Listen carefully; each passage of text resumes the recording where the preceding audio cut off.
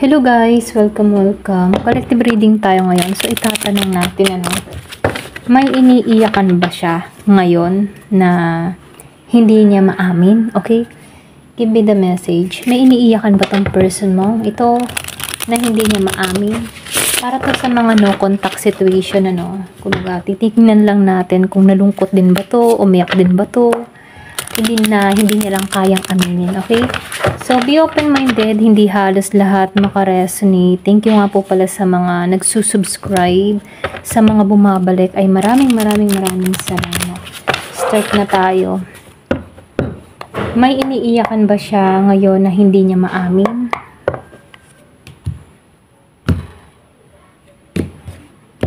Give me the message. May iniiyakan kaya ito na hindi niya maamin? So, lumabas ang Six of Pentacles reverse. New Moon. The High Priestess. The Emperor reverse.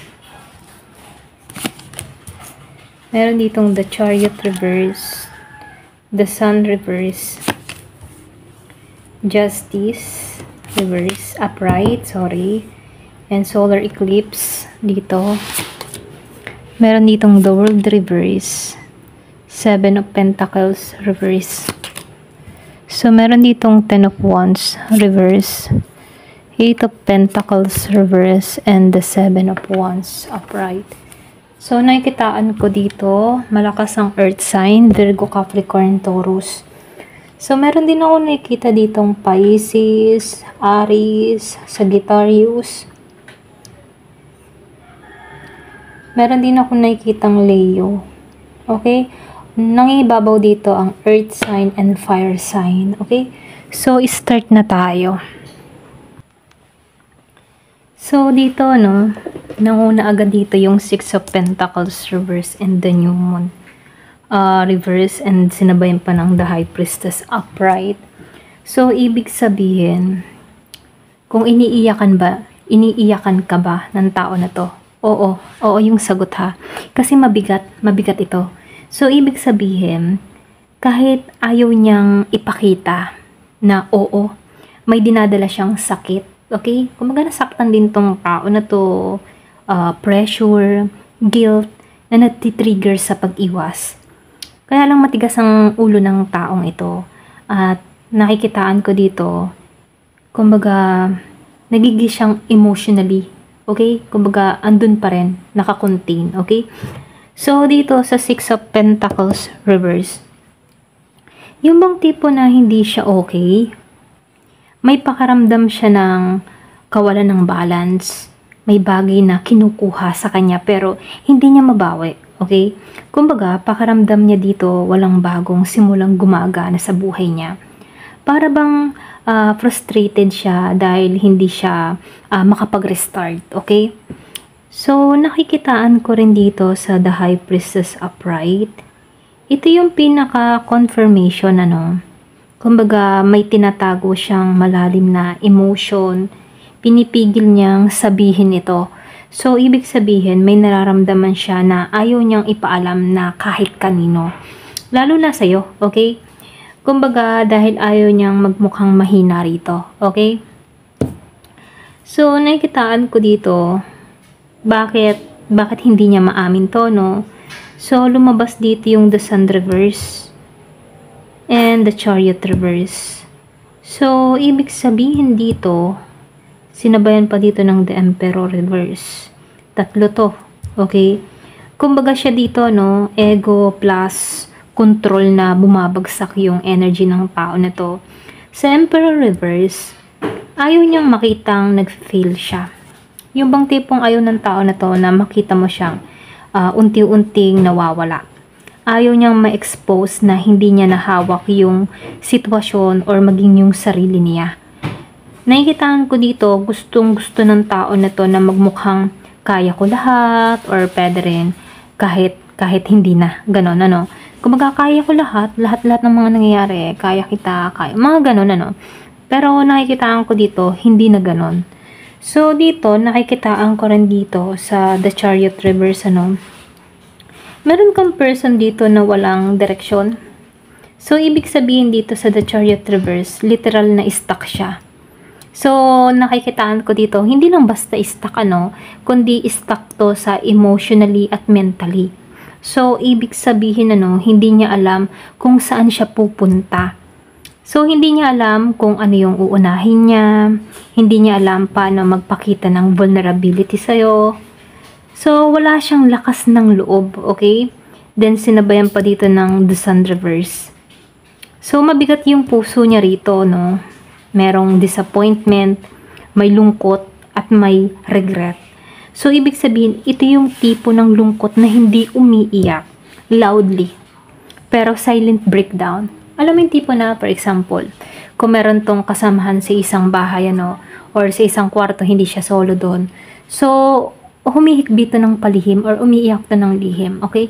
Yung walang tunog na gano'n, So, nakikitaan ko rin dito sa Justice Upright and the Solar Eclipse dito, So, dito sa Justice Upright, yung bang tipo na, ito kasi yung pinakamatinding clue kasi, nagbayad siya ngayon ng consequence, alam mo yun? So, kumbaga, nagbayad siya ng mga consequence, lalo-lalo na sa mga ginawa niya or hindi niya ginawa. Alam mo yun? So, nakikitaan ko dito, may remorse, may guilt, pero ayaw niyang umamin dahil tingin niya, deserve niya yung bigat. So, ibig sabihin, ito yung klase ng tao na iiyak ng tahimik, tanggap ang kaparasahan quietly. Yung sinabi ko kanina, umiiyak to ng tahimik. Kung halimbawa sa isang bahay, marami sila, palihim tong lumuluha. Okay? Yung hindi naririnig ng iba, yung iyak nito. So, nakikita ko rin dito sa Solar Eclipse reverse, Then, sinabayan siya ng The World reverse dito. So, ito yung nagpapakita na yung bang nangyari sa nakaraan na tipo na hindi pa close, ganon. So, ibig sabihin may cycle pa na hindi tapos sa inyong dalawa rito, May mga bagay na pinipilit niya bang takasan, pero paulit-ulit na bumabalik sa kanya rito. So, may unfinished business sa inyong dalawa. Pagdating sa emotion niya, posibleng may kinalaman to sa'yo. So, hindi siya okay emotionally kahit ba nagsusumikap siyang magmukhang compose. Okay? So, nakikitaan ko rin dito sa 7 of Pentacles reverse. Then, sinabayan siya ng 10 of Wands reverse and the 8 of Pentacles reverse. So, ibig sabihin, ito yung taong pagod. Okay, pagod na siya rito. So, naiinis sa sarili. Ganon yung energy niya rito. Para ba siyang nawawalan ng gana? Yung nagsuko siya ng pansamantala. Feeling niya, kahit ano yung gawin niya, walang nangyayari. Okay? Para siyang bumitaw sandali at doon siya umiiyak. Sa moment na akala niyang wala nang nakakakita. Okay? So, nakikitaan ko rin dito, So, dito sa 7 of Wands upright, meron nung nakitang laban sa mundo, pero wala nang lakas. Alam mo yon. So, ito yung pinaka-expose na card kung bakit hindi siya umaamin dito.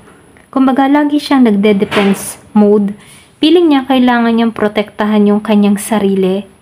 Ayaw niyang may makakita ng hirap niya. So, ayaw niyang makitang natatalo siya ng sarili niyang emotion dito. So, titingnan natin kung ano yung iniiyakan ng tao na to. So, nakikitaan ko dito sa kalahatan ito yung yung bang tipo na, ito yung pinakamalinaw na summary sa lahat ng spread. Kumbaga, iniiyakan niya yung pressure at failure niya rito. Okay? Kumbaga, hindi tumutugma ang inaasahan niya sa nangyayari sa buhay niya. Ganon. Iniiyakan niya yung guilt at consequence dito, Dahil lumabas ang Justice Upright, may ginawa siyang mali at alam niya yun. So, pinagsisihan niya to silently.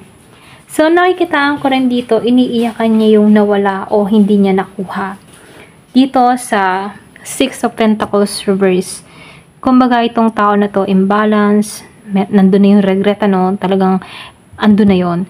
So, nakikitaan ko dito, hindi nasuklihan yun, okay? Kumbaga, hindi nasuklaan yung kabutihan mo. So, iniiyakan niya yung connection na hindi niya maayos. So, dito sa The World Reverse, and then, nakikitaan ko rin dito yung Solar Eclipse Reverse. Nakikitaan ko sa inyong dalawa, meron ditong unfinished business, unresolved emotion. So, ibig sabihin, meron pa ditong yung mga walang closure, walang maayos na ugnayan ang nangyari sa inyong dalawa. So, iniiyakan niya yung sarili niya, okay? Kasi dito sa The Sun Reverse, disappointed siya sa sarili. So, ibig sabihin, lumabas din dito yung The Chariot Reverse, na wala ang direksyon.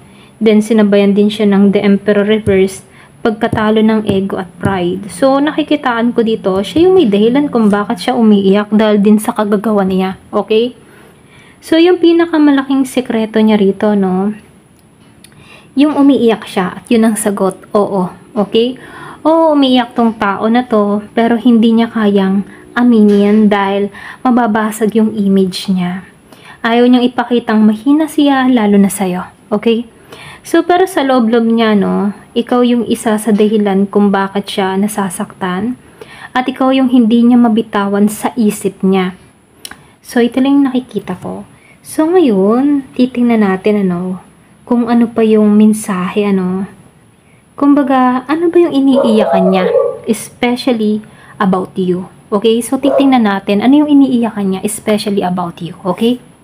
So, kukuha ulit ako ng card. Ayan. Gagamitin ko tong The Dark Mansion Tarot. So, ano ba yung iniiyakan ng tao na to pagdating sa'yo? Okay? Especially, ikaw. Ano ba yung iniiyakan niya sa'yo?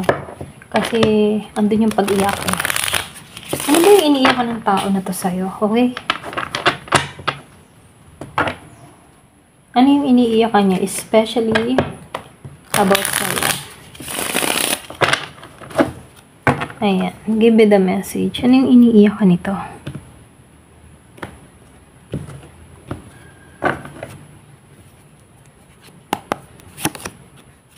Page of Wands reverse, the Queen of Cups, okay. Send the Knight of Swords reverse, the Tower. Meron ditong 6 of Cups reverse, 7 of Swords, Queen of Wands, the Hangman, 5 of Pentacles, 2 of Cups reverse, 7 of Cups, 9 of Wands reverse, and the High Priestess reverse.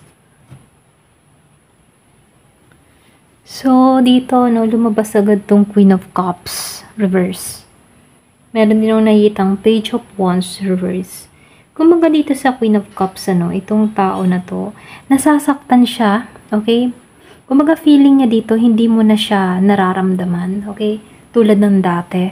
So, ibig sabihin, iniiyakan niya yung pakaramdam na lumalamig ka, nagbago ka, or nawala yung emotional presence mo sa kanya. So, feeling niya dito, hindi mo na siya priority.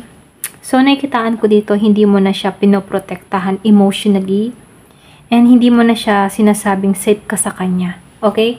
So, nakikitaan ko dito, ito yung masakit kasi, akala niya, alam mo yun, akala niya dito, andun pa rin yung dating lambing mo rito, pero nawala na.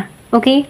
So, nakikitaan ko rin dito sa 2 of Wands, dahil naka-reverse to, natakot itong tao na to, na nawala yung spark, okay? Lalo-lalo na sa'yo.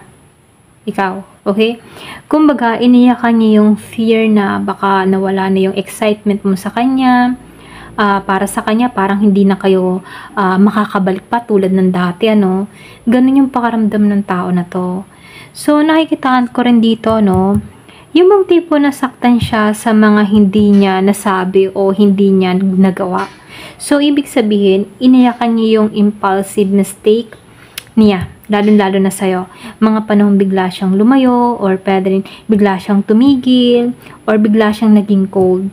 So, alam niyang siya ang may mali rito. So, nakikitaan ko rin dito sa The Tower, iniyakan niya yung pagwasak ng connection niyo. So, ibig sabihin, iniyakan niya yung bigla ang pagputol, or pwede rin paglayo, pagbagsak ng tiwala o moment na nag-crash yung lahat. So, nakikitaan ko dito para sa kanya, no? Para bang mischance or para bang nasira yung magandang posibilidad ninyo. Okay? So, dito, lumabas din tong Six of Cups reverse. So, ibig sabihin, iniiyakan niya ang mga alaala nyo. Iniyakan niya yung yung good memories nyo, okay? Hindi niya maibalik, ganon. So, nakikitaan ko dito, iniiyakan niya yung panahon na simple lang kayong dalawa or pwede rin masaya pa kayong dalawa. Yung magaan lang, yung walang bigat. Ngayon, itong tao na to, ngayon niya nararamdaman na hanggang alaala na lang yon at yun ang nagpapabigat sa kanya. Okay? So, nakikitaan ko rin dito sa Seven of Swords, reverse. Pinagsisihan din ng tao na to, ha? Yung ginawa niya sa'yo. So, itinago lang niya. Hindi niya kasi dito na hindi niya kayang masabi na nasaktan din to. Okay? So, niloko ka emotionally.